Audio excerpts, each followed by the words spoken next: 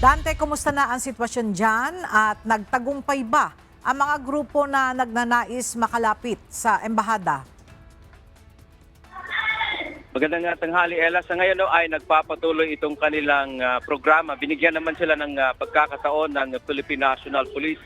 Sinasabi na sa 30 minutes daw yung kanilang programa sapagkat sa pagkakaalam natin, Ella, wala silang permit to rally.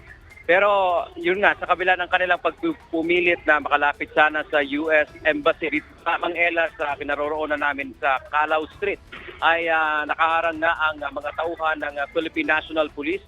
Nakita natin kanina, pagdating ng mga relisa, bahagyang nagkaroon ng medyo tensyon, nagkatulakan.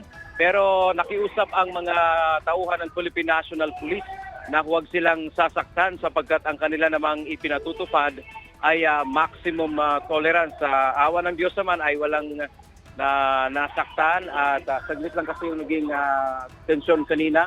So ngayon, nagpapatuloy pa itong programa. Ang nais nga sana nila, Ella, ay makalapit sa US Embassy kung saan kanilang kinukundina ito ngayong patuloy umanong sunod-sunuran ng Pilipinas, ng gobyerno ng Pilipinas sa kabila ng ginagawa ngayon ng gobyerno ng Amerika, partikular sa giyera kontra Iran kung saan apektado ang maraming bansa, partikular ang Pilipinas, kung saan ngayon ay mataas na ang presyo ng presyong ng petrolyo, kung saan apektado na rin ang iba't ibang presyo ng bilihin. So titingnan natin, Ella, kung ano ang mangyayari mamaya, kung sila ba ay maagang mag-disperse. Sinasabi nga dito ng PNP, 30 minutes lamang ang ibibigay sa kanilang magsagawa ng kanilang kilos protesta.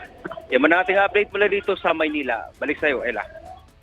Maraming salamat, Dante Amento.